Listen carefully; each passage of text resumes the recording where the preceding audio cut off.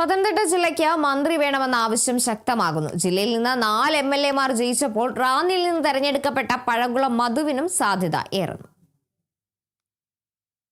10 വർഷത്തെ ഇടവേളയ്ക്ക് ശേഷം UDF-ന്റെയും കോൺഗ്രസിന്റെയും നേതൃത്വത്തിൽ തിങ്കളാഴ്ച VD സതീശൻ മുഖ്യമന്ത്രിയായി അധികാരമേൽക്കുകയാണ്.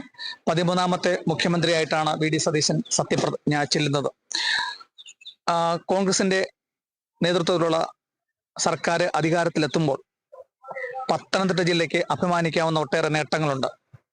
4 MLA-മാരാണ് പത്തനംതിട്ടയിൽ നിന്നും നേടിയെടുക്കാൻ കോൺഗ്രസിനും UDF-നും കഴിഞ്ഞിട്ടുള്ളത്.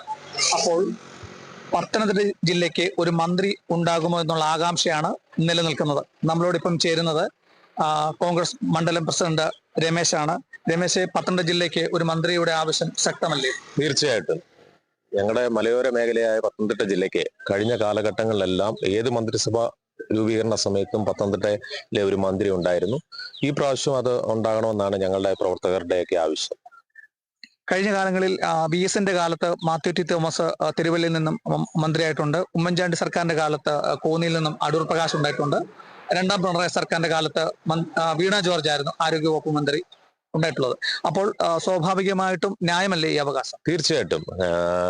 കോൺഗ്രസിന്റെ ഭരണസമയത്ത് ഉണ്ടായിരുന്ന മന്ത്രിമാര് ഈ ജില്ലയ്ക്ക് വലിയ നേട്ടങ്ങൾ സംഭാവന ചെയ്തിട്ടുണ്ട്. അടൂർ പ്രകാശ് സാർ ഇരുന്ന സമയത്താണ് കോന്നി മെഡിക്കൽ കോളേജ് കൊണ്ടുവന്നത്.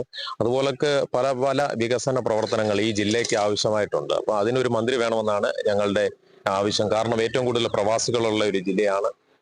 അതുപോലൊക്കെ തന്നെ സാധാരണക്കാരായ ഒരുപാട് മനുഷ്യർ ജീവിക്കുന്ന ഈ സ്ഥലത്ത് പുതിയ പുതിയ നേട്ടങ്ങൾ കൊയ്യാൻ ഒരു മന്ത്രിയുടെ ആവശ്യമുണ്ട്. അതിന്റെ ഒരു അനിവാര്യതയാണ്. ഈ 102 സീറ്റുമായിട്ട് കോൺഗ്രസ് പാർട്ടി അധികാരത്തിൽ വരുമ്പോൾ ഒരു മന്ത്രിയെ ഞങ്ങൾക്ക് ഇവിടുന്ന് ആവശ്യമാണ്. അത് എല്ലാ സാധാരണ താഴെ തട്ടിലുള്ള തൊട്ട് പ്രവർത്തകരുടെയും നാട്ടുകാരുടെയും ആവശ്യമായിട്ട് മാറിയിരിക്കുകയാണ്.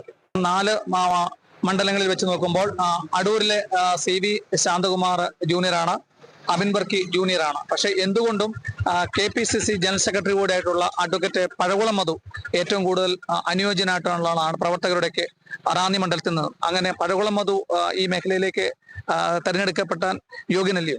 തീർച്ചയായിട്ടും. ഞങ്ങളെ സംബന്ധിച്ച്, കോൺഗ്രസ് പാർട്ടിയെ സംബന്ധിച്ചും ഇവിടുത്തെ ജനങ്ങളെ സംബന്ധിച്ച് ഈ ജില്ലയ്ക്ക് ഒരു മന്ത്രി വേണമെന്നാണ്. അത് പാർട്ടി ഹൈക്കമാൻഡ് ആരെ തീരുമാനിക്കുന്നു അതോ അതുപോലെ തന്നെ നമ്മുടെ പാർട്ടി, കേരളത്തിലെ കോൺഗ്രസ് പാർട്ടി ആരെ തീരുമാനിക്കുന്നു അവരോടൊപ്പം ചേർന്ന് പ്രവർത്തിക്കാമെന്നാണ് ഞങ്ങളുടെ കർത്തവ്യം. അപ്പൊ അതുകൊണ്ട് ഞങ്ങൾക്ക് ഇന്ന ആൾ വേണമെന്നില്ല. പക്ഷേ ഇവിടുത്തെ സീനിയർ നേതാവെന്ന നിലയിൽ അദ്ദേഹം വന്നാൽ വലിയ സന്തോഷമായിരിക്കും. കഴിഞ്ഞ 25 വർഷമായിട്ട് റാന്നിയിൽ LDF-ന്റെയും ഘടകകക്ഷികളുടെയും ഒക്കെ ഭരണമായിരുന്നു. അവിടുത്തെ ഒരു ജനപ്രതിനിധിയായിരുന്നു. അത് തിരിച്ചു പിടിക്കുക എന്ന് പറയുന്നത് ഐതിഹാസികമായിട്ടുള്ളൊരു നേട്ടമാണ്.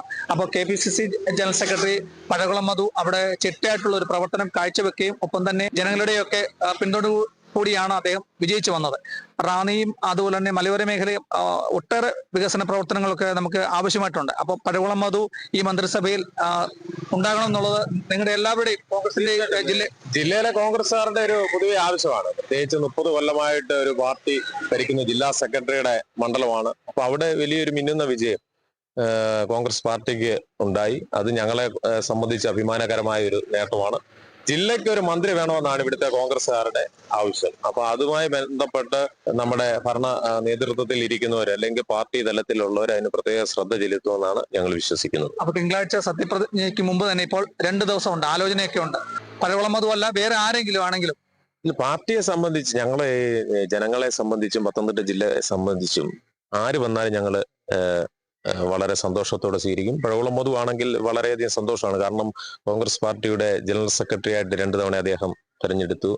അതുപോലെ തന്നെ സംഘടനാ തലത്തിൽ വർഷങ്ങളുടെ പാരമ്പര്യമുള്ള ഒരു നേതാവാണ്. അദ്ദേഹം വരുമ്പോൾ വളരെ സന്തോഷമാണ് ഈ പ്രദേശത്തെ കോൺഗ്രസ് പ്രവർത്തകർക്കും സാധാരണക്കാർക്കും. പക്ഷെ ജനങ്ങളുമായിട്ട് ഒരുപാട് ബന്ധമുള്ള ഒരു നേതാവ് എന്ന നിലയിൽ തിങ്കളാഴ്ച UDF-ന്റെ നേതൃത്വത്തിലുള്ള മന്ത്രിസഭ സത്യപ്രതിജ്ഞ അധികാരമേൽക്കുകയാണ്.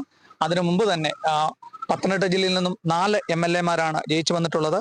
അപ്പോൾ സീനിയർ KPCC ജനറൽ സെക്രട്ടറി കൂടിയായിട്ടുള്ള അഡ്വക്കേറ്റ് പഴകുളം മധുവിനെ മന്ത്രിസഭയിലേക്ക് പരിഗണിക്കണം, അല്ലെങ്കിൽ മറ്റുള്ള ആരെങ്കിലും 4 പേരിൽ ഒരാളെയെങ്കിലും പരിഗണിക്കണം എന്നാണ് കോൺഗ്രസ് പ്രവർത്തകരുടെയൊക്കെ ആവശ്യം. ഈ ആവശ്യം നമുക്ക് തിങ്കളാഴ്ച വരെ കാത്തിരിക്കാം.